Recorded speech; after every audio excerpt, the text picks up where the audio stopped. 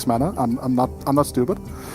So obviously, yes, again, I think that this is a rogue favorite match we're going to be going into. But again, if Fr0zen can turbo through his quest, get some of those giants down, and they don't get killed or get brain frozen or whatever, you can then cheese out a win with the rogue against the rogue, because they can't sustain 32 damage. But again, I think that on paper this should be favored for the rogue. Granted, they can, hit their field contact and maintain early board control.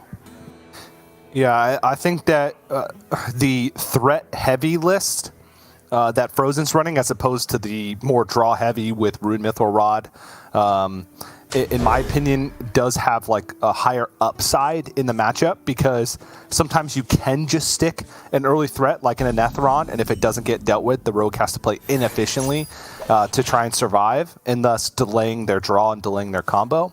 But yeah, I do agree with you.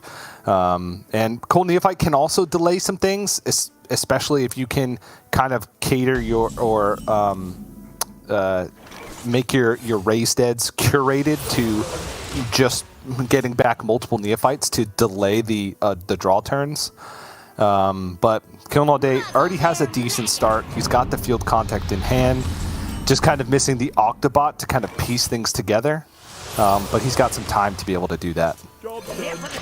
Yeah, absolutely. We can see now the hand of Fr0zen you're talking about is starting to come together. The Flesh Giant is very important, because again, it gives Fr0zen an actual objective to play towards, which I think is very important when you're playing decks that have multiple strategies, even within as a deck in general, but also within specific matchups. And again, now you can see the plan come together, right? You were mentioning the Cold Neophyte chain with Raise That, and again, by using Raise That, you get a free mana on your Flesh Giant. So again, it's not looking fantastic, but again, as long as Fr0zen can keep the Price Plunderer of the world, etc., under control, he should be quite happy.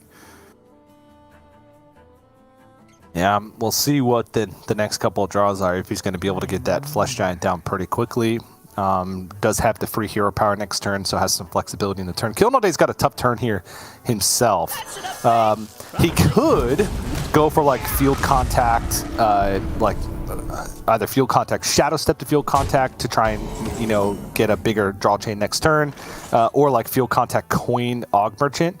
But I don't think he's willing to throw it out there just yet. One of the big things about this deck is at times you do have to think about every time you use a shadow step, or in some cases a preparation, what your damage threshold looks like, because it can impact the maximum amount of damage that you can do later on in the game. But against Warlock, I think you could be a little liberal with it, because they're usually not going to be floating around full health. They're usually going to be damaged a little bit. We'll see. But just decides to take it slow, get the card draw out of the way with the Swindle, and just use the Guardian Og Merchant to put a little bit more pressure on the board. Yep, and the reason why Fr0zen, what Fr0zen is thinking about right now is, with multiple minions on the board from killinallday, he's trying to figure out what is the best way for him to make use of something like the Shadow Blast here to, again, get quest completion, and by extent of the quest completion, getting closer to this giant. Because in an ideal world, next turn he would like to play both Cold Neophyte as well as the giant, which I guess can be possible with Drained Soul as well, bringing this down to 4. Then he can raise that, and then he can... I mean, in theory, right, he could raise that for the tour guide just to get the Flesh Giant even cheaper in case it draws into something else. But it's turn 4, and I see a yellow card in hand for killinallday here. Are you, as killinallday here, making any reads into what Fr0zen is doing right now, or do you just go for the best possible golem in a vacuum here? The only piece of information that Fr0zen has given him is the fact that he purposely decided to make sure that tap would come. The killinallday is excited about something. He had poison deal damage. Oh, poison. Okay. I didn't see the first one. So, yeah, poison deal damage, which means he will be able to answer the giant. And that's the little bit of information I was talking about that he gave. By taking more damage and setting up for a quest completion just by hero power from the Shadow Blast, he knows that that giant is very likely and now has the perfect answer to it in hand. It also is a battle cry. So he could have a multifaceted attack here. TJ? I mean, this is so much draw. Like, there's almost no downside, I feel, because you're killing the Flesh Giant and you're drawing half your deck here. So Yeah, Fr0zen. And yeah, that's rough. And by extent of doing this, as Killing All Day is just going to pop off here, what Killing also does is that he puts multiple must-kill minions onto the board. Right, so for Fr0zen to go for this race stat plan, as it has been building up in hand right now, he needs to kill both the golem, but he also needs to kill this field contact if it doesn't get shadow stepped here because the train has kind of stopped. And again, right, so it's just important because, like, how greedy do you go here if you're killing? Like, do you shadow step the golem? Yeah, that's why I laughed. That's what I was thinking about. I don't think his hand is good enough to do that because he has a certain amount of... Oh, he's going to do both. Okay. He's got a certain amount of... quote-unquote unplayable cards at the moment in hand with double Garrote, and if you're using one Shadow Step, especially if you're using two Shadow Steps, you need to hold on to these Ethereal Augmerges to make sure you have enough spell damage to actually kill your opponent. He actually does both, which is great because he'll get another swing turn at a point in this game, and it makes it so Fr0zen really doesn't want to Soul Rend this. He doesn't want to spend his mana Soul Rending this, whereas he otherwise probably would have. But now he's going to get a huge number of threats down, including, I'm guessing, the Cult Neophyte. I can imagine he can go double the Null, double Flesh Giant. That's only 1 mana.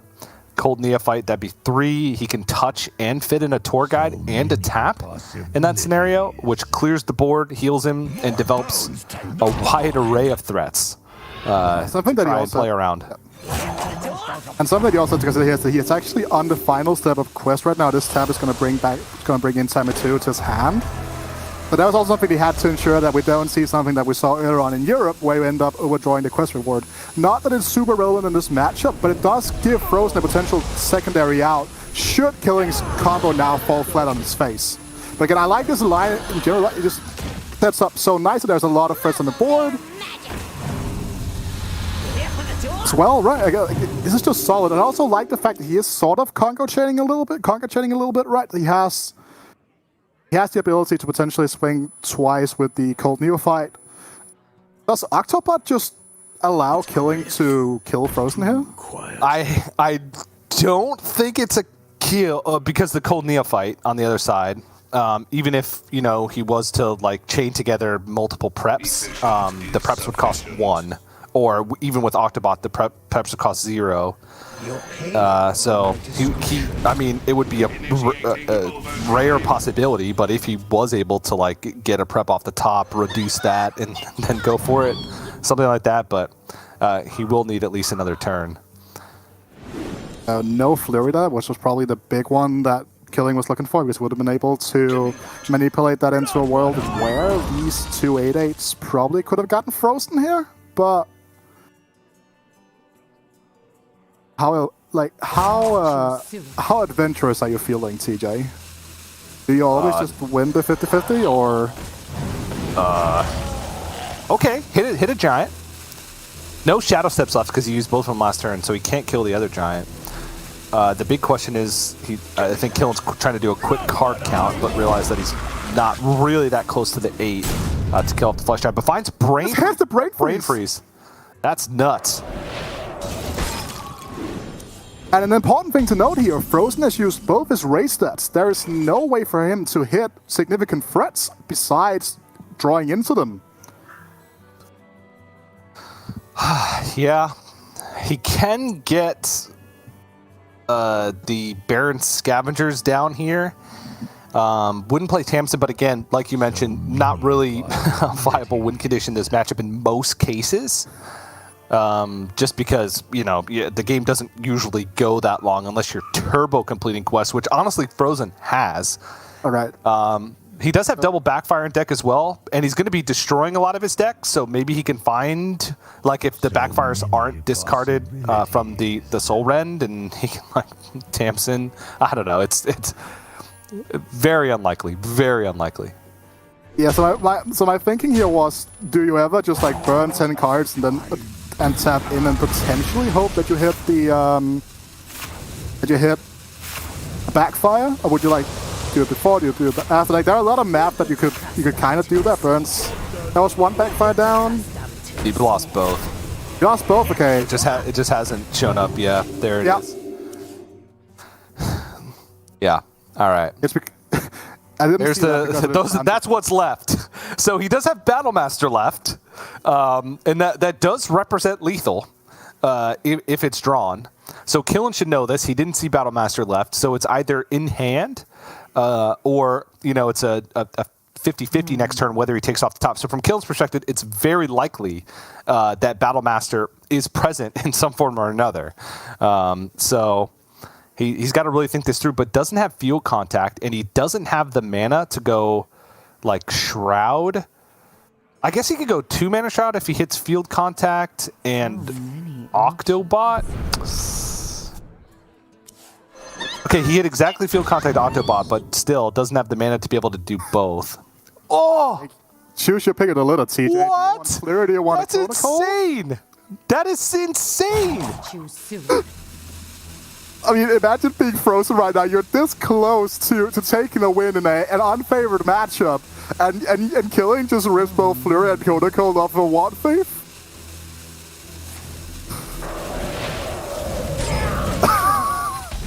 I don't even know what to say. That and there's the there's the Battlemaster.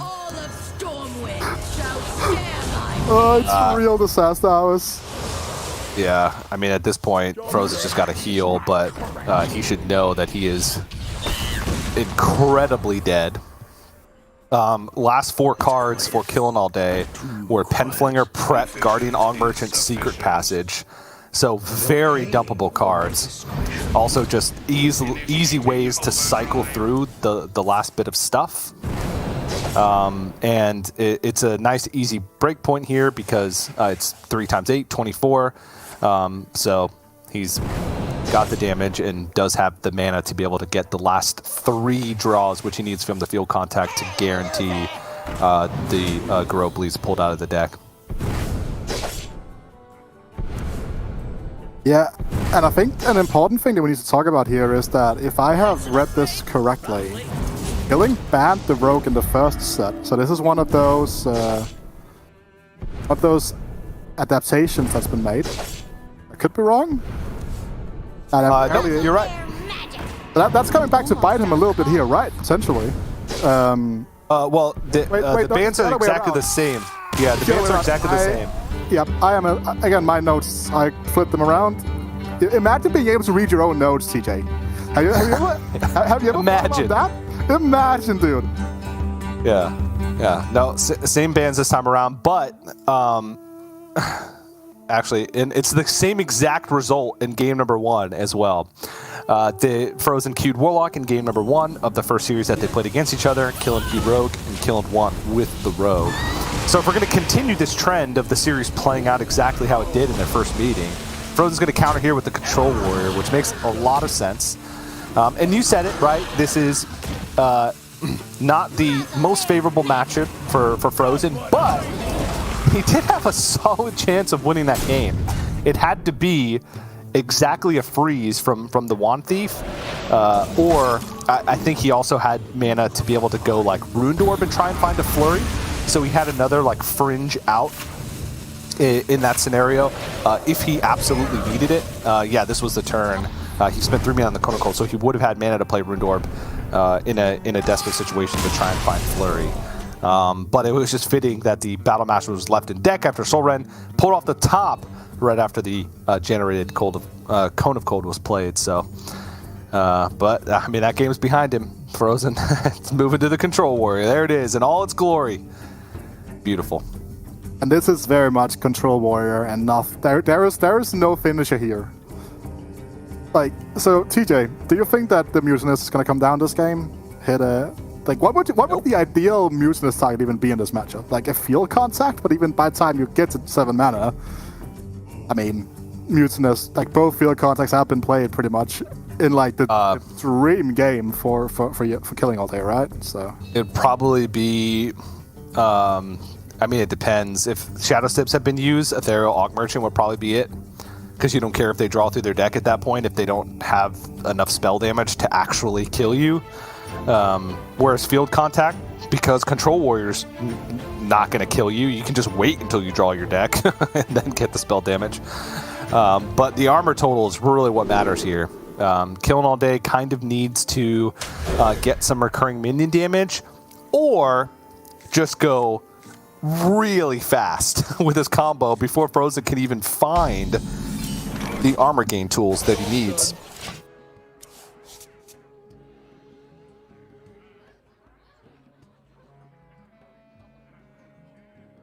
Well, I mean, there's no armor in this hand, except for the hero power. Well, there it is. There it is, heavy plate. You just rip it on 3. So you've done more testing in this matchup than I have. Do you ever hold back armor gain, or do you just play it when it's available to you? I mean, most of the time you just spend the mana, right? I mean, getting in a hero power efficiently is also something that you need to keep in mind, and not being greedy with your removal. As long as you keep something in your back pocket for like a field contact turn to ensure that you can kill it, just getting stuff off board, because you know, every minion that you take off board is just recurring damage that you need to be able to stop before you hit those breakpoints. Bulwark, solid draw. Fr0zen being mana efficient as well, knows that he has Blade Storm or Heavy Plate Shield Slam if anything crazy happens here. Imagine being able to have like Heavy Plate Shield Slam against Edwin back in the day. It's just better shield block, you know? But like, again, this rogue deck doesn't have those big singular threats besides the Kazakus Golems, so again, these shield slams are probably going to get used to remove lower attack, like lower armor HP value, but high priority minions, or just take off this good old Cold Neophyte from the board. So, do you ever just default to the 5-mana Golem here? Because we're talking about minion damage, right? So getting something like 5 with Divine Shield would potentially be quite good. We see here that Killing did not hit Divine Shield here, so these are actually not that great, especially because of... Took a 1. Oh, you took a 1, okay, then the spell damage becomes really interesting, right? Because again, it's essentially an extra Orc Merchant, which can be relevant, especially because in a matchup where you aren't being put under any pressure, which is very much the case in this Control War matchup, I would imagine, being able to hold back the 1-mana Golem into a turn that includes an efficient Octobot just means that you can end up adding like 8 extra damage, if not more, to your combo at the end of the game. Yeah, which is a lot. It does mean, though, that you're sacrificing Battlecry on the card text in that situation to get spell damage, which means it doesn't cycle with field contact, but Killing All Day does hit second field contact, which means we're looking at a probably a setup turn here with Octobot Swindle, and then... Initiating overdrive. Oh, okay. I was thinking the other way around, Octobot Swindle and then activate the Octobot, but might run into hand space issues because the Penflinger would be on board. He'd be at 9 cards. If he played a spell the next turn, it would come back into hand, and maybe he doesn't want that, but still kind of a similar amount of draw. Too quiet. Again, good sequencing out there. I'm pretty sure most of us have managed to completely forget that we left the Penflinger on board. Yep. Been there, done that. So just ensuring that that you get the 1 extra damage here, because again, we know that Fr0zen's going to get to an incredibly high amount of damage, or armor rather, sorry.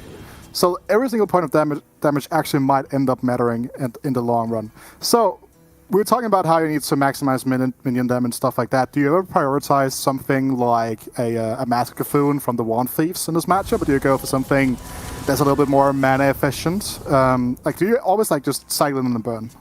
I mean, Ignite is just the nuts, right? Like, because it counters fatigue to an extent, and it just keeps getting stronger as the game goes on. So I feel like Ignite is one of the main things you're looking for. But yes, pretty much any amount of burn damage or minion generation, right?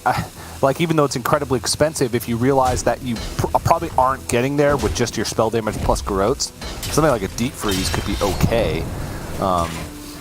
But, you know, that's thinking way forward. And Killen was able to draw a lot of cards and dump some cards as well. Notably the Secret Passage, which can be a little awkward to use because it clogs up the hand, and you don't want to have to use that for any type of comboing later on in the game. And has another Octobot as well. So killinallday is set up for some big burst turns here. Maybe not. Yeah, well, Fr0zen thinks that it's possible, so he's just going to set up the bulwark here, which I think is smart. He's also allowed him to kill the field contact with guaranteed. Yeah. This was the only way for him to guarantee a kill, unless he could have traded into something with the heavy plate, but with both shield slams gone already, that is still kind of fringe, so that you like rank or something. So, again, it's worth noting that sometimes people forget that you are actually allowed to attack with Bulwark. And again, if it's on the final charge, you get both effects as well. You get to attack and not take damage and stuff. So there are a lot of cool things you can do with Bulwark if that's enough in terms of attacking with it. But again, you're talking about this being good recognition and good understanding of how much damage that killinallday would be able to potentially string together. And even at that point, being at 39 wouldn't even be that much.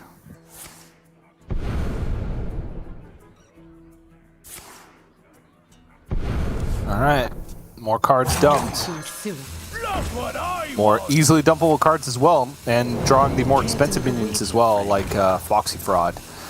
Actually quite good in this stage because you do want to just make sure that your hand is as efficient as possible for the draw. So it gets to dump a Prep, a Shroud, and 2 minions that he picked up from the Shroud. So now, next turn is the go turn. It's time, TJ. Let's go. Womp Thief. Okay, that's the worst. Imagine if you just like hit the field contact there and false killing to keep this swindle around. Yeah, I mean, and Fr0zen gave him a minion to trade into as well if he needs to block the damage, because getting an extra spell damage is worth more than pushing face with one of these, because you know, each spell damage minion on the board adds 8, whereas you know the maximum of these minions are going to be able to do is 3. So if Killen needs the board space, but I think this should be lethal because this is there's the Golem as well, which is going to add more spell damage. So this should be, as long as he can. Yeah, he has the Octobot on board, so that can hold a lot of spell damage. The one thing is that he needs one more space for Golem. He's just going to ensure.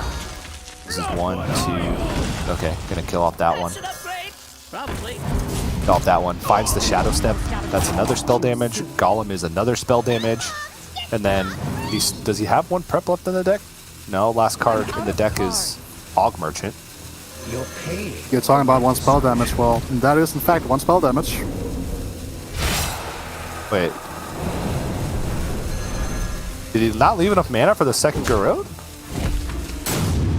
Seems like we had another rogue play here, TJ. So again, we've been spending so much time talking about how everyone else have gotten better and better at Garrote Rogue.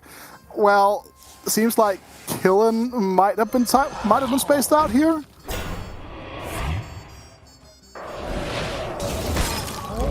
We can see there, yeah, he's a little bit... Did he brain freeze the wrong minion, or what happened there? Brain froze his spell. He didn't have enough, he had not nearly enough damage there, right? Because he only had enough mana to play 1 Garrote. So he needed to cycle through his deck, but he played, what, 1 extra card because he took, what was that, 2 points of fatigue there? The Golem wasn't drawing a card, so that's the biggest downside of the spell damage, is that it doesn't actually count as a card in your deck. Maybe just Mutinous itself burning one of the 3 kind of card draw effects was what made the difference there, because Killen kept having to play 1 mana draw cards off the top, and he used his preps pretty aggressively in the early game in order to actually get to the point where he was dumping cards from his deck, so he didn't actually have the mana for the Garrotes. He played that turn incredibly quickly. It's hard to see if he actually maximized. So it would have needed to be, what, like Garrote there with minimal, with only 3 spell damage on board, and then play the free Golem and then start drawing? Yeah, because he took 2 fatigue. So he played 1 mana card too many during his draw cycle. Fr0zen was at 39. With 2 ticks of Bulwark. With 2 ticks of Bulwark. So that's... And he didn't have a dagger equipped, but he had 2 minions on the board. And he attacked in because he attacked in with 2 and then traded 1. So he could get rid of the Bulwark. So it should have been 40 damage, and I think he had the mana for it. But I'm not going to make any 100% claims. I'll have to watch that one back. But I think there was certainly a possibility for lethal there because his breakpoint was 40 because he had +4 spell damage easily on that board because the Octobot could eat a lot. He had both. He had Shadow Step and the Aug Merchants left plus the Golem. So he had the spell damage. He had the draw. It was just whether or not he had the mana to also fit in the Groats in a timely manner to get there. Tough turn though, knowing that he had to go at that point or else Fr0zen may have gotten out of range. Yeah, so killing all day here would make a fantastic Europe's Grandmaster. I know that they have now moved that card over to being Rune Mithorot, but again, blue card on the left right there, it's just a pretty good card, you know, in Candace Flow. Decides to not coin it out, TJ. Do you think because he wants to maintain the coin for later on where he might need to chain multiple ignites in a tough turn, or do you just think it's just not that good to play turn 2 in Candace Flow in this matchup? Yeah, I assume he wants the coin. That would be the only reason not to play it, because he hadn't played an arcane spell yet. A lot of times that's one of the reasons why.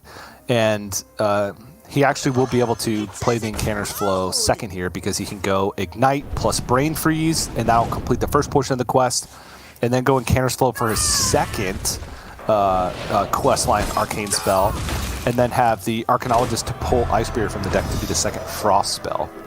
So it looks like he's just opting for more efficient quest completion with this play. Yeah, absolutely. Again, I think that we need to take a look at for a second. We didn't really get to talk too much about Killing's list here, but he's on the list that cuts down on a Pexus Blast to play Arcanologist and play Macpharodon. So again, gives you a lot more minions to play your own spells on a little bit more aggressively. Again, specific matchups you do sometimes see the opponents just denying the mage minions to play spells on. And by doing that, first of all, you add a level of you lessen the ways that your deck loses to itself by adding in an extra draw for that ice barrier, which can be pretty important because oftentimes I find myself really stuck on the frost spells, to be completely honest, more than any other type of spell. But I really like the fact that we are seeing Arcanologist kind of make into the deck, right? Because when you remove that Pexus Blast, you're actually able to play minions, right? Because there's no downside really to playing minions if they help you further your game plan. Because we've all seen people play Want Fee from that slot, but I like the fact you're making your deck more consistent by just simply adding a guaranteed draw of Ice Barrier. I think that's a pretty big thing we need to talk about. Yeah, I like it as well. The couple times that I've seen it, I think that it's great. He also includes Macpharodon on the list, which gives you minions to target with your frost spells at the very least. Let alone the fact that it could be a 12-12 if you can kill them all, just that plus Fire Sale. But talking about this matchup as a whole, this one is quite rough for Fr0zen because this is like a complete anti-aggro deck, and there's really not a win condition outside of run your opponent out of resources. And Quest Mage doesn't run out of resources. By including 2 Ignites in the deck, you just always have damage. And unless you completely run out of... I don't know. Like I can't think of a win condition for the Control Warrior in this matchup because even if you do stick a minion, which your biggest minion is Crash or Mutinous, a lot of times the mage can just take a turn to remove it with an Ignite and then just start chucking the Ignites at face again. It is very difficult. And that's even if you survive the first wave of burst, which you usually can. The biggest thing for killing here is just to ensure that he's playing the quest reward the turn that he completes it and not leaving it vulnerable to Mutinous, because I think that's one of the only ways he loses. Yeah, Fr0zen isn't even going to bother. I don't blame him, to be honest, because I don't think you can win that matchup. I really don't, unless Killen makes a colossal mistake it's a near unwinnable matchup, and I think Fr0zen just has enough respect for Killen in that sense to just say, all right, you know, last year standing, you got me. I built a deck that's purely designed to counter aggressive stuff, and I don't have a win condition versus Quest Mage. Yeah, absolutely. Again, a riveting replay going over across your screens right now, as we do see the swiftest bottom right body in the West right now from Fr0zen. And again, right, we're talking about counter queues. Well, the middle card in the key card segment in this specific matchup, Celestial Alignment. If you get that one down before the mage is even close to completing quests, the deck just completely falls flat because they have to get to 5 mana to be able to play their quest reward. Meanwhile, you're just hitting them in the face. Either you're killing them with Cthulhu or you're popping off with Lady Anaconda and Cenarian Ward, and then they can't protect themselves. So again, we were talking about this. This is just the tennis match of last hero standing going back and forward. Yeah, and the deck also does have a significant amount of armor gain as well. And it's not the armor gain of Warrior, where it's armor gain for the sake of armor gain. It's armor gain that also is developing threats onto the board in the form of Cenarian Ward. So it's kind of this two-pronged attack where you're disrupting your opponent's game plan while also making yours sometimes easier to execute by including all these like crazy expensive cards and combos in the deck. So one of the hopes for Killen, though, is to go turbo complete the quest before Celestial Alignment can come out. But that's an overgrowth and an alignment in the opening hand for Fr0zen. That's what you want to see. Fr0zen is just, you know, very skilled, right? So this is payback for killing having Incandescent Flow, opening hand last. Because it mattered. Because it really mattered, okay? TJ had like, imagine if Fr0zen didn't have, Killen didn't have to pay 1 mana for the second Ignite. Could you imagine how much extra time Fr0zen would have had that game? Yeah. Like, this hand is just disgusting. Hello? Yeah, this That's is pretty nuts. It's just missing the Lady Anaconda to be the absolute nuts.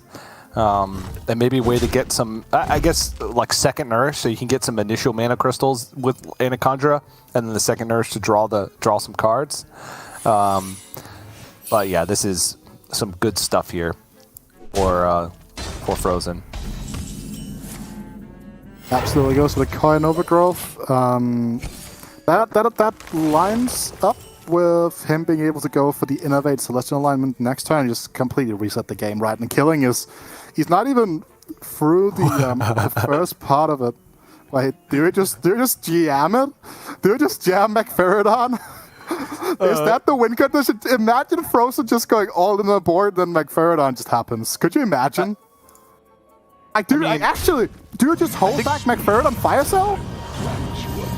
I think you could just play the McFerrodon, because then at any point, if Fr0zen decides to extend on the board, you can remove this. It is 3 damage a turn, but we've seen some of these Celestial Druid lineups pop up that run like Null and Survival of the Fittest, right? That try and capitalize on being able to like have a swing turn the turn you play Celestial to be able to fight back on board because the Nulls are free.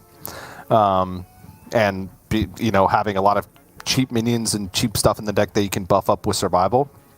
But Fr0zen's not running one of those lists, so he can't really do anything to make these bigger. He doesn't even run Arbor up in the list as well. It's like the pure Miracle version. So I think just getting it out of the way now, spending the mana while he has it, is pretty good. But Fr0zen is worried now, because if Killen does decide to just get a 12/12 next turn by fire sailing, Fr0zen has also limited his own mana.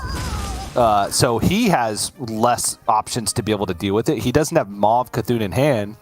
I mean, if I'm Killen, I might just take my 12/12 here. Yeah, so again, I think that just taking the 12/12 for immediate power is obviously something that you need to talk about. But there's also, again, the second part of McFerrodon, which I don't expect Fr0zen to play into. But on ladder, you might expect it. So I think that in tournament play, when you know the skill level of your opponent, going for this is definitely better. And again, it has been this major pressure point of Druid ever since Naturalize got rotated out. Druid doesn't deal with 12/12s very well.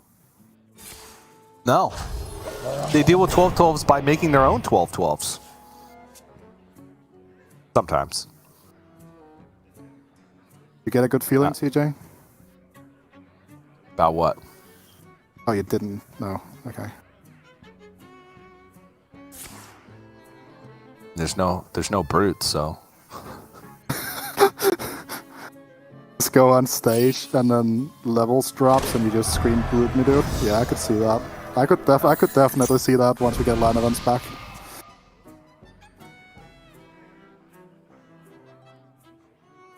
Pest and Shell just buys so much time, it's insane. Do you imagine that 2 Aces Snapjaws with Taunt would be this good? Yeah. Well, for 6 mana, I mean, for 1 mana. Oh! Talking about 1 mana, TJ, this hand is about to be free! Yeah, still needs to like hit more card draw though. Has second Urchin deck has double Fungal Fortunes as well. Could hit Solar Eclipse to pair with the Snarian Ward. There's the Auctioneer. Overgrowth. Still needs a little bit more juice. Okay, Lightning Bloom is fantastic. Innervate. I mean, it's just the card draw. It's okay, and can double Solar Eclipse. Okay, it doesn't kill off the Lady Anaconda, but it does kill off his. Oh no, that was Solar Eclipse, not Lunar Eclipse. There's another Lunar Eclipse. There's Eye of Cthulhu, but he's playing so fast. I think he's out of mana. No, he played the Eye. That's why it was great at. Okay, and now can go Solar Eclipse and Aaron Ward. All right, stabilized. We're good. No, he doesn't quite kill killing, I think. So it's not quite an artistic turn, but it's pretty close to being cool. I mean, I don't think killing is ever going to come back from this, but he didn't get the Cthulhu OTK in here, which again is the primary objective of going off like this. But again, his board just doesn't die. So yeah, no, this one is. I mean, maybe if the quest was complete, he could like fire sale and pick apart some things, but no, he is very dead. Yep, finds hot streak, but can only take off a minimal amount of power off the board, and Fr0zen takes the win. The series is tied 2-2, and let's look at how it played out in their last one. Yep, in their first matchup, Killen took this. Yeah, it's played out exactly how it played out in their first matchup. And now it comes down to the same Game 5 that it did in their first match against each other, which is Killen on his Shadow Priest versus Fr0zen on the Celestial Miracle Druid, which is it's a pretty terrible matchup for the Druid. You just really don't have many ways in the deck that can even kill minions. You have to have a pretty ideal start in order to even get there, and it involves sometimes not even celestial alignment. It just involves early ramp, putting stuff in the way like a Best in Shell, and then being able to stabilize with Cenarian wards if you've survived up until that point, which is the difficult part. Yeah, absolutely. Again, you're talking about there are very limited ways for him to interact with these early minions. There's 2 copies of Lunar Eclipse, and that is just about it. Obviously, there are turns where if you can cheese out an alignment, your deck obviously does become stronger over time, but the issue by doing that is that very often the priest will have a board, and also you'll probably be overloaded, which means you're going to be able to skipping a turn and actually just handing the tempo back to the priest. So I haven't played too much of the quote-unquote cute Shadow Priest that this list has been called with the double 0 drops, but regardless of the list that I've been playing, Druid has been a pretty free matchup. So I expect this to be a deja vu of our earlier series between these 2 players, but again, we are talking about last year's standing. One of the more important things is the deck X factor, and I think that Druid has that. So something that is interesting to see here is that Killing is one of the players that has opted to go for 1 Twilight Deceptor, 2 Chaplain, whereas we have other players that have gone the other way around with the 2 drops. Is there anything that you prefer, TJ, between like those decisions? I like the 1 Twilight Deceptor just because a lot of times the second one is dead. In a lot of cases, you're not really mulliganing for Twilight Deceptor, so you have the same chance of hitting Raise Dead and Twilight Deceptor off the top. So in those situations, I think cutting something that fetches a spell that you're just as likely to draw, even though it's crucial in a lot of cases to the deck's win condition, is just smart, right? Because, for anybody that's played, especially this deck in particular, that only runs the 2 Raised Dead as spells, your second Twilight Deceptor feels dead so many times. And so you'd rather have a 2/3 in the deck that almost always has upside instead of one that only has upside about half the time. So I like it. I think it's just a small efficiency move. But obviously, if you're playing like the Thrive in the Shadows Man-Crick version, you just want the consistency of hitting those, or especially Void Shot. But I think that's mostly been phased out of the competitive metagame and only exists on ladder. Yeah, that is what I played to Legend this month, was the Man-Crick version. But, obviously not the better list. I will happily concede that. Again, there's a reason why these people are playing Grandmasters and I'm casting it. But we were talking about being able to cheese out the Celestial alignment. And if we start pairing it up with a Lady Anaconda and a few other nice spells like those, like the Innovate, stuff like that, Solar Eclipse, this is starting to look like a game that could actually be winnable. There is a world where if Fr0zen doesn't die, which is looking quite likely here, not gonna deny that, Solar Eclipse onto Harlequin could reset the game, but there's a Traveling Merchant in hand, TJ. Yeah, there's a Traveling Merchant in hand, and because the Twilight Deceptor was played, Fr0zen knows there's a Raised Dead. So let's say he were to just like go with Heart of Cthulhu early, it would actually just be like more power on board because he'd still be giving him back like Wriggling Horror plus Void Touch Attendant. I like this. Okay. All right. He skips a turn. But he skips a turn, but by skipping that turn, he actually saves himself at least like 4 HP. Because unless this is Void Touch Ascension, which is not, they can't go for Raised Dead. The sad thing is that Fr0zen will see that as the Traveling Merchant, which means that he's pretty much still just dead because it's a guaranteed Void Touch Ascension inside the Raised Dead. And He's dead. He's just dead, right? But again, we're talking about this, where this is the kind of turn that this is the kind of early game plan that Fr0zen needed, right? He just needed to be able to cheese this out, and then you could stabilize with Anaconda, Solar Eclipse, Spell Rage, stuff like that. But not going to be the case right now, as going to be seeing Killing All Day, moving on to tomorrow. Yeah, I mean, there was... I don't even know if there's a way that he could win with that hand, just because he knew that Raised Dead was there. And Killing All Day like protected the right minions with the Wriggling Horror. It pushed more immediate damage too, so it's pretty obviously the right play in that instance. But you go Heart of Cthulhu, same outcome. You bloom out the Celestial Alignment. Obviously, we saw the same outcome. You Lunar Eclipse something else. Same outcome, because then the Void Touch is on board. So you're taking that damage for 2 turns instead of just 1. 1 turn away from stabilizing because he did have like Lady Anaconda Runic Carvings, because Runic Carvings is a nature spell. So maybe you can go like Lady Anaconda Runic Carving, Solar Eclipse something, or pick up a Snaring Ward off the top. But there's just no way out. And that's kind of just like a textbook last year standing match. You said it early on the broadcast, when you win game 1 and you've built your lineup properly to have counter matchups, you'd expect it to go back and forth wins, where you're just trading wins with your opponent. So if you win game 1, you're going to win game 5. It just makes sense.